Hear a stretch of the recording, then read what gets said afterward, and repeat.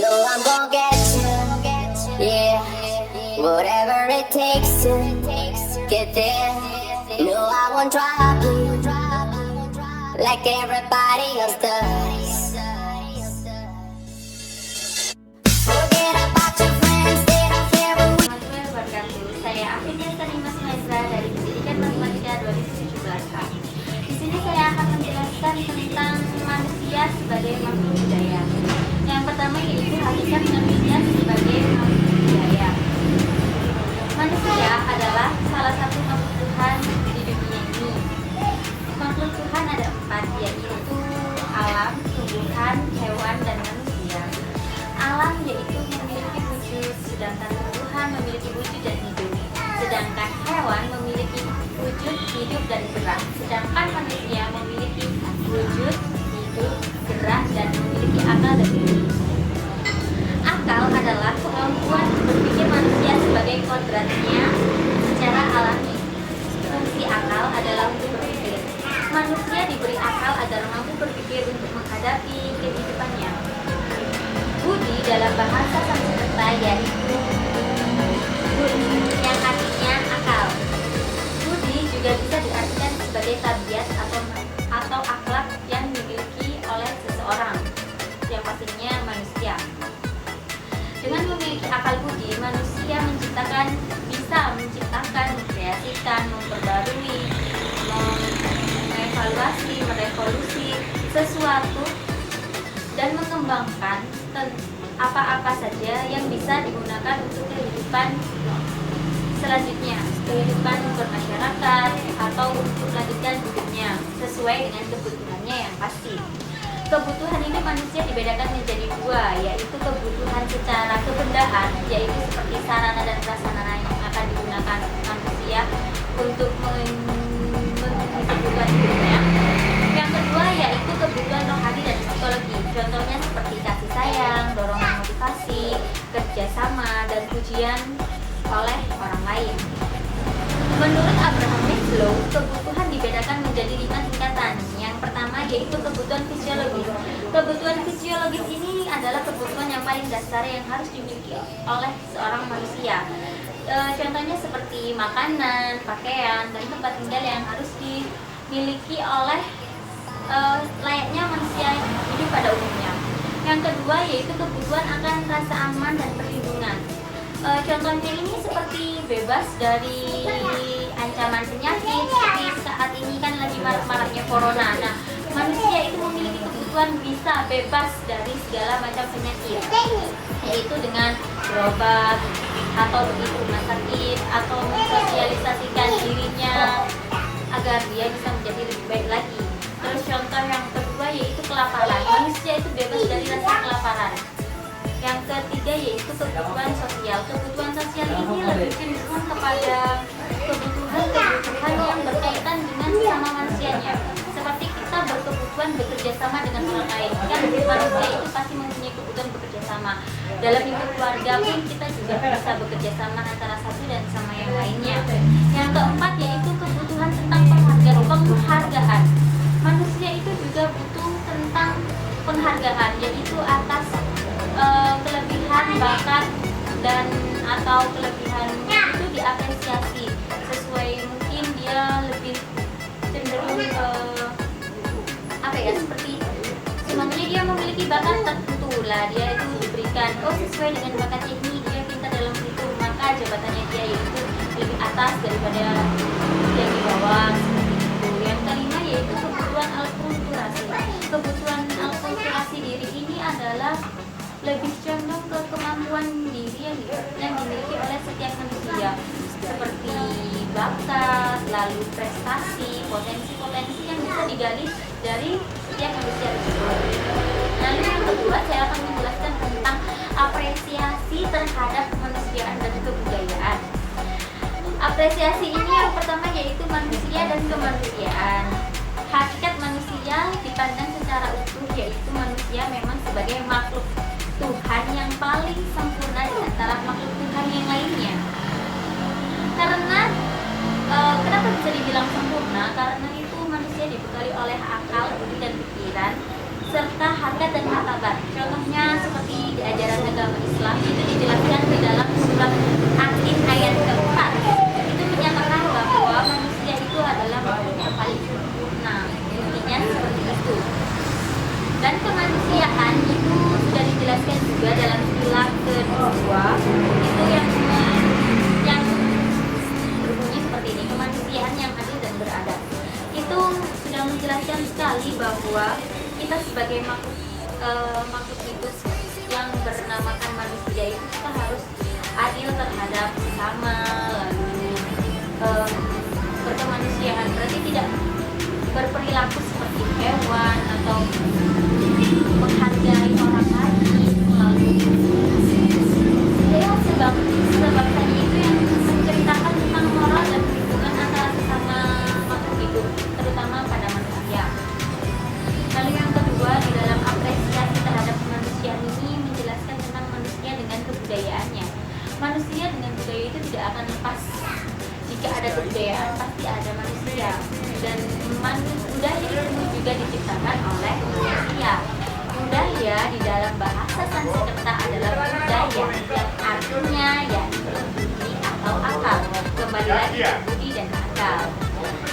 Manusia itu memang sebagai makhluk yang bisa menciptakan budaya itu, yaitu budi dan akal tersebut. Manusia dengan budaya ini akan saling berkaitan satu sama lain. Tanpa adanya manusia, budaya tidak akan tercipta, dan tanpa adanya pemikiran manusia, budaya juga tidak akan terwujud. Jadi kebudayaan tidak akan terwujud tanpa adanya manusia. Dan menurut J.J. Honigman itu mengatakan bahwa kebudayaan yang ideal itu ada tiga, yaitu gagasan ini yang menceritakan tentang sebuah wujud dari wujud ideal atau bentuk wujud dari si budaya itu sendiri. Lalu yang kedua itu aktivitas. Di budaya pasti ada aktivitasnya, ya kan? Ini lebih condong kepada berpola kepada manusia dalam masyarakat. Jadi seperti aktivitasnya kebudayaan di masyarakat. Kalau di budaya Jawa, jika ada orang duduk di tengah jalan, kita mengucapkan permisi seperti itu aktivitas dalam budaya. Lalu yang ketiga itu tentang karya atau artefak. Karya atau artefak ini lebih menonjolkan bentuk budaya itu sendiri. Seperti contohnya seperti budaya menari. Jika tidak ada artefak yang nyata atau karya yang nyata tentang sebuah tarian, seperti kalau di Jawa ini, saya lebih contoh ke Jawa Timur ya, karena saya berasal dari Jawa Timur, itu seperti tari demo. Tari demo itu pasti akan ada bentuk wujud karyanya, sebuah tari demo seperti itu. Lalu yang ketiga, kami akan menjelaskan etika dan estetika dalam berbudaya. Etika itu berkaitan dengan baik dan buruk. Berarti kalau etika di kebudayaan, berarti baik dan buruknya dalam suatu kebudayaan. Contohnya baik atau buruknya dalam suatu kebudayaan itu seperti ini. Ada sepasang pemuda-pemudi melewati orang tua, bagaimana sikapnya. Lalu pemuda-pemudi di jalan itu bagaimana sikapnya. Itulah yang menunjukkan etika dalam berbudaya. Hanya yang dipandang baik dan buruk dalam berbudaya itulah yang disebut dengan etika. Lalu kalau tentang estetika itu adalah bentuk keindahan. Jadi dalam budaya estetika itu juga dilihat, karena budaya itu lebih condong ke sesuatu yang sangat indah. Kayak contohnya itu seperti lukisan, ya kan? Lukisan bisa dikatakan indah. Lukisan itu kan sebuah budaya. Lukisan bisa dikatakan indah, tarian bisa dikatakan indah jika salah satu orang itu, seorang budayawan terutama yang memiliki bakat di bidangnya, seorang budayawan itu melihat bahwa memang karya budaya ini memanglah indah, tapi belum tentu juga dengan orang biasa yang melihatnya biasa aja seperti itu. Jadi semuanya itu tergantung letak indah budaya itu dipandang oleh manusia yang memandangnya. Yang bisa mengatakan budaya itu indah ya hanya budayawan, tapi manusia lain juga bisa menilai dan mengapresiasi tentang budaya itu indah atau tidak, tergantung dari sudut pandang mata seseorang, siapa yang akan melihat. Jadi yang keempat itu saya akan menjelaskan tentang manusia. Oh bukan, memanusiakan manusia. Judulnya saja sudah memanusiakan manusia. Berarti ini kan perilaku yang lebih melihatkan ke arah apa ya? Menghargai, menghormati antar sesama. Seperti menunjukkan bahwa sesama manusia itu harus saling menghormati dan menghargai. Contoh hal kecilnya itu seperti kalau ada, kita tidak bisa menindas hanya karena dia itu berbeda ras, suku, bangsa, warna kulit. Kalau kamu yang berkulit hitam gak usah dekat-dekat sama saya, gitu. Kita tidak bisa seperti itu. Jika kita seperti itu berarti kita tidak memanusiakan manusia tersebut. Semuanya manusia di mata Tuhan sama, hanya yang membedakan nanti adalah amal ibadah kita. Hanya Tuhan yang bisa melihat kita ini berbeda atau tidak. Prinsip kemanusiaan ini tidak lain dan tidak bukan itu lebih ke arah apa ya? Menghargai, seperti itu, menghargai, menghormati perbedaan-perbedaan. Apalagi kita ini beragam, banyak sekali perbedaan yang ada di Indonesia. Makanya kita memiliki semboyan Bhinneka Tunggal Ika yang artinya berbeda-beda tetapi tetap satu. Jika kita sudah memegang teguh pendirian tentang semboyan itu, otomatis kita bisa memanusiakan manusia. Lalu ini yang tidak kalah penting, setiap sesuatu pasti ada problematika, dan saya akan menjelaskan tentang problematika dalam kebudayaan. Problematika dalam kebudayaan ini biasanya tentang masalah-masalah yang dihadapi dari kebudayaan pastinya ya kan. Yang pertama yaitu adanya pewarisan budaya. Nah, judulnya aja udah pewarisan, berarti kan diturunkan secara turun-temurun dari nenek moyang, dari yang terdahulu ke generasi yang selanjutnya. Pewarisan budaya ini yaitu proses di mana menurunkan budaya dari generasi ke generasi. Biasanya pewarisan budaya ini juga nggak diterima baik oleh generasi yang saat ini. Biasanya mereka beranggapan bahwa budaya terdahulu itu tidak sesuai dengan budaya kita yang saat ini. Jadi seperti kuno, kulon, dan tidak bisa dipakai lagi. Tapi sebenarnya budaya-budaya yang zaman dahulu itu tetap harus dilestarikan, terutama bagi kami generasi muda saat ini. Lalu yang kedua yaitu perubahan kebudayaan. Perubahan kebudayaan ini lebih mengarah kepada perubahan yang seperti ini. Perubahan yang terjadi ketika mengalami ketidaksesuaian menurut, ya ini kembali lagi ke generasi muda sih. Perubahan budaya ini bisa berubah ketika generasi muda merasa ini tuh tidak cocok. Nah, perubahan kebudayaan inilah yang masalah yang sangat besar. Karena generasi mudanya tidak mau, ya otomatis budaya ini akan hilang dan lama-lama punah. Makanya perubahan budaya ini sangat berpengaruh besar, kecuali jika perubahan budaya ini dari budaya tradisional dirubah jadi budaya modern lalu dimix menjadi satu, itu kan akan menciptakan perubahan budaya yang baru tapi tidak menghilangkan budaya lama. Tapi ada juga yang perubahan budaya yang membuang semua budaya ini, jadi tidak diterima oleh kita. Jadi perubahan budaya ini bisa berakibat fatal, bisa juga biasa aja. Setelah ada perubahan budaya itu biasanya penyebaran budaya. Penyebaran budaya ini yang saya baca itu ya, itu lebih condong kepada globalisasi, westernisasi, karena budaya barat, budaya timur, dan budaya Indonesia sendiri itu berbeda-beda. Nah, masalahnya itu adalah kita warga Indonesia ini sangat gampang terpengaruh sekali dengan penyebaran budaya ini. Jadi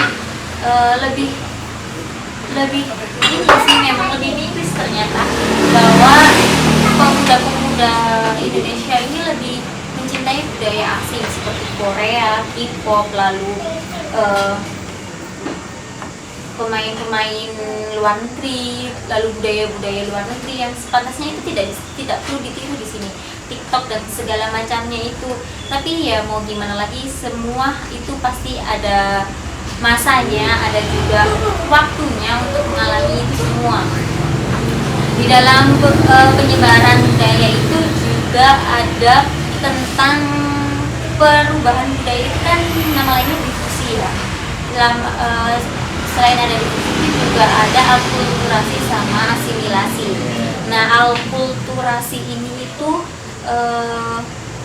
seperti kontak antar kebudayaan, tapi masih melihat budaya kita gitu. Jadi walaupun ada penyebarluasan antara kebudayaan lain, tapi budaya kita itu tetap ada gitu. Nah, itu akulturasi.